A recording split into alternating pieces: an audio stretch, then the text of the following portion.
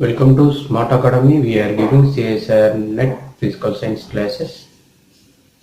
So up to now I discussed Atomic Molecular Physics first class. Today I am going to discuss second class. So in the first class I discussed Bohr postulates. Bohr's postulates. The Bohr in 1913 he developed a theory. So I discussed some of the postulates in first class. So today I want to discuss some more concepts of Bohr.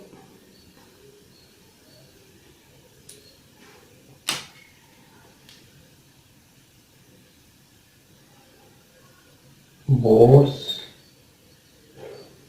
model of one electron system.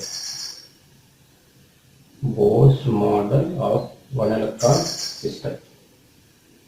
See, the Bohr, he developed a theory in 1913. So this model almost applicable to one electron system. So one electron system, that means explanation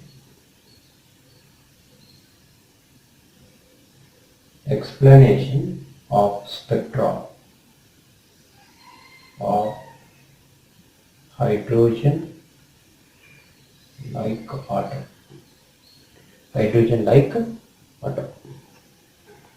See, let us consider an atom consisting of a nucleus of charge Ze. So this is positive Ze, and a single electron of charge negative and mass m.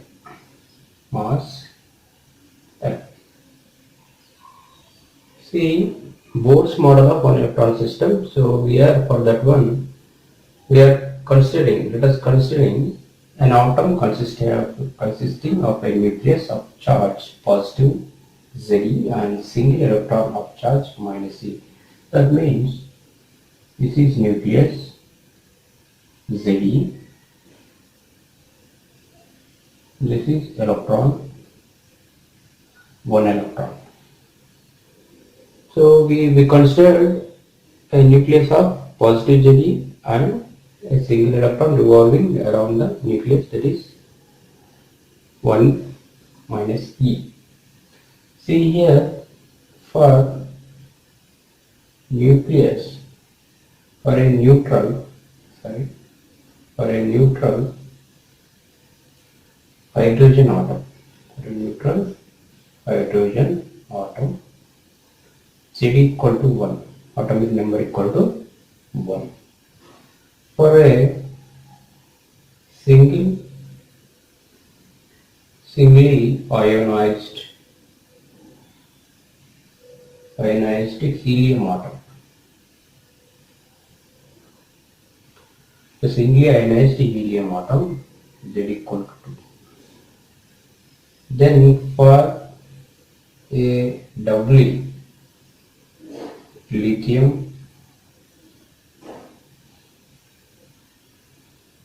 ionized lithium atom, that atomic number is Z equal to 3.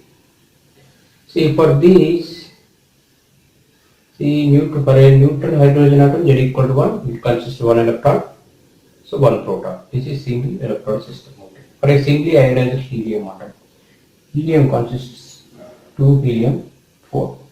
Singly ionized helium atom, helium plus. So that means it consists 1 electron.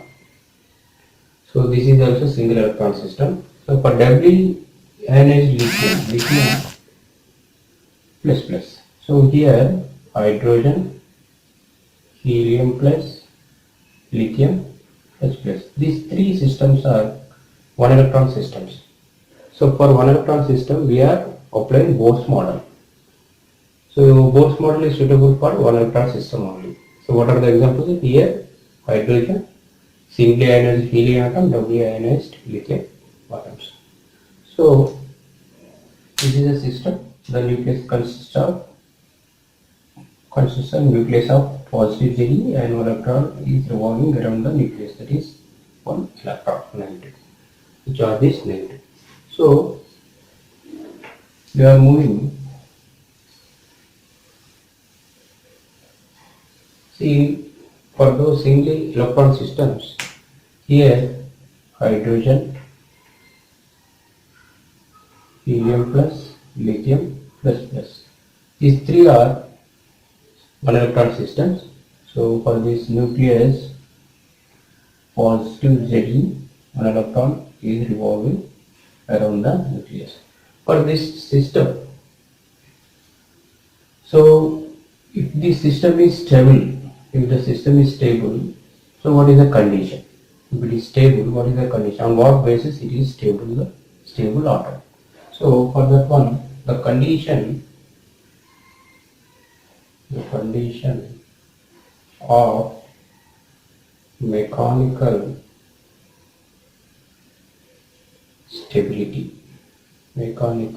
stability of the electron is. So condition of mechanical stability of this system of this electron is. So what is the condition? 1 by 4 pi epsilon naught Ze into E by R square mv square by R. This is equation 1. So what is the mechanical stability? See, this is a positive charge of nucleus, this is negative charge of electron. So here positive and negative charge Coulombic attraction force is there, that is 1 by 4 pi epsilon naught Ze into E by R square. R is this is the radius of atom. So next, this is attraction. So outward side, this is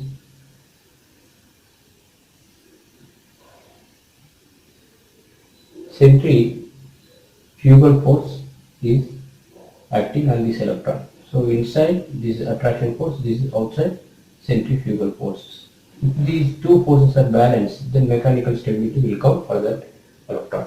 So I applied it. This is Coulombic attraction force. This is centrifugal force. This is the first equation. Here R is radius,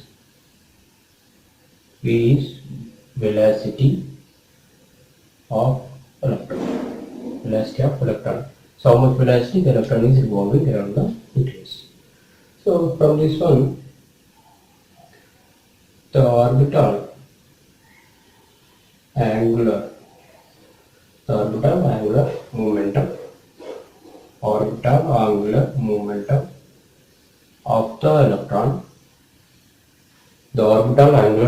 of the electron, for that electron L equal to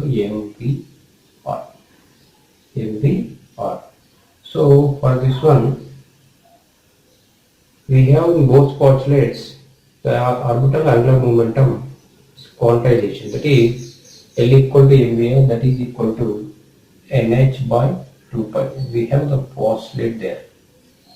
So orbital angular momentum of the electron, that L equal to mv, where v is the velocity, radius is the radius of the atom, then nh by 2 pi, that is equal to quantization of n equal to n times of h by 2 pi. So from these two equations, otherwise from here only we can write v equal to nh by 2 pi mr. nh by 2 pi mr. Here, what is the principal quantum number? Where n is principal quantum number. Here the n signifies principal quantum number. So this is the first equation, this is the second equation, so this is the third equation. So substitute the third equation in the first equation. So what we will get? We will see here. 1 by 4 pi epsilon naught ZE E square by R square equal to M by R V equal to NH by 2 pi M R whole square. So from this one we will get N equal to R equal to N square H square epsilon naught pi M Z E square. See here from this, if we solve, we will get this equation. This is radius of nth orbit. Radius of nth orbit. N substitute for nth orbit. The radius of nth orbit equal to N square H square epsilon naught by pi M Z E square. Pi M Z E square. So we got the radius of nth orbit. So this is the radius of, for example, this is the first orbit. If it is there, this is second orbit. This is third orbit. So what we got now, radius of nth orbit. Radius of nth orbit, that is equal to N square H square epsilon naught pi M Z E square. Here nth is number of orbit. This is the number of orbit. H is Planck's constant, epsilon naught, Z is atomic number. So this is the radius of nth orbit. So we got this one. Next step,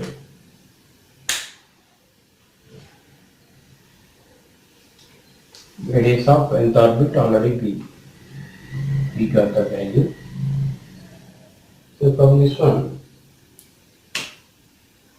already we got this is Rn equal to N square H square epsilon naught pi M Z square.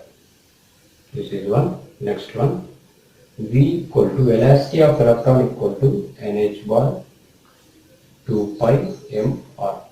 This is second equation. Here the nth orbit, radius of nth orbit, we have just substitute here NH by 2 pi M.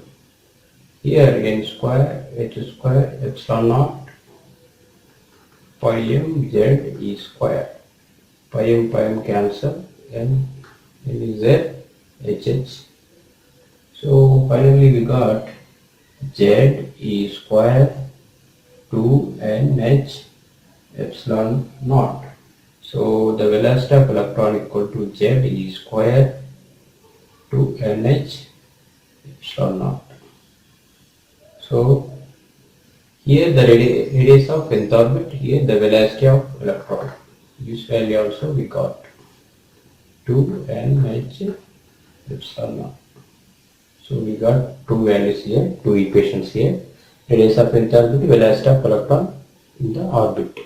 In nth orbit, that is also Z square by 2 NH epsilon naught.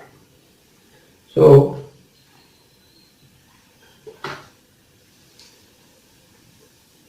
see, observe the radius of nth orbit.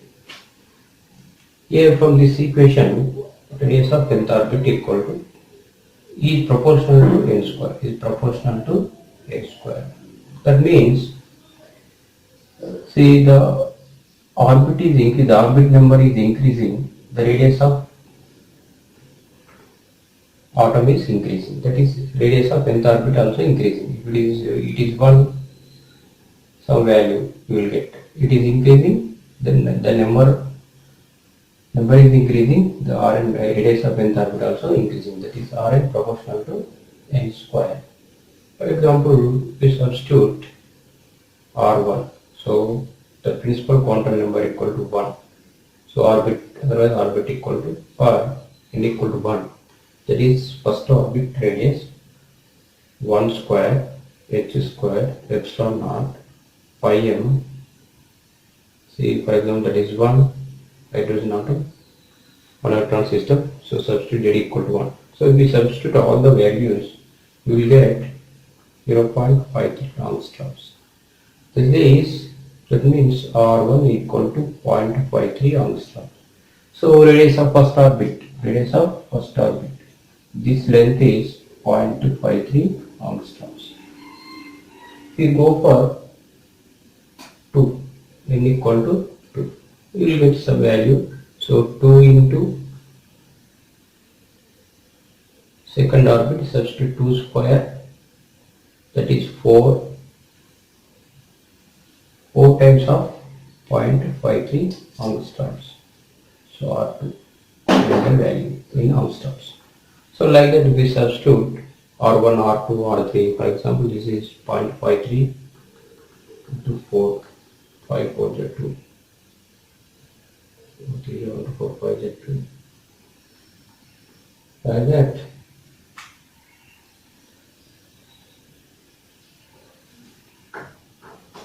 So 2.12 angstroms, like that you will get value. So this is radius of first orbit, radius of second orbit. So next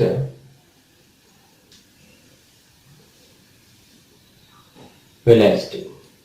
So velocity formula already we got, z e squared by 2n h epsilon naught.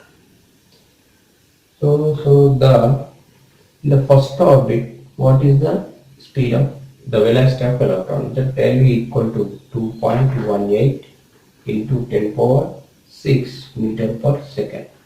So in the first orbit, this is the largest possible velocity in the total. So in the first orbit only the velocity of electron largest. Then it goes to second, third, fourth orbit. If we increasing the orbit, the velocity of electron is decreasing. So this is the largest possible velocity, that is 2.18 into 10 power 6 meter per second in the first orbit, the velocity of electron. So this equal to 1 by 137 of light velocity. Light velocity in vacuum. See, that means 1 by 37 into C. So this value is 1 by 137th part of C. So this is about what is the nth radius, nth orbit radius, then velocity of electrons. So here the Rn is proportional to n square. So here also V is proportional to 1 by n. See, inversely. That means here the most velocity is that increasing number, velocity is decreasing. So we have to, up to now we discussed radius of nth orbit and velocity of electron in the orbit. So Bohr's model of one electron system, I discussed only radius of nth orbit and velocity of electron.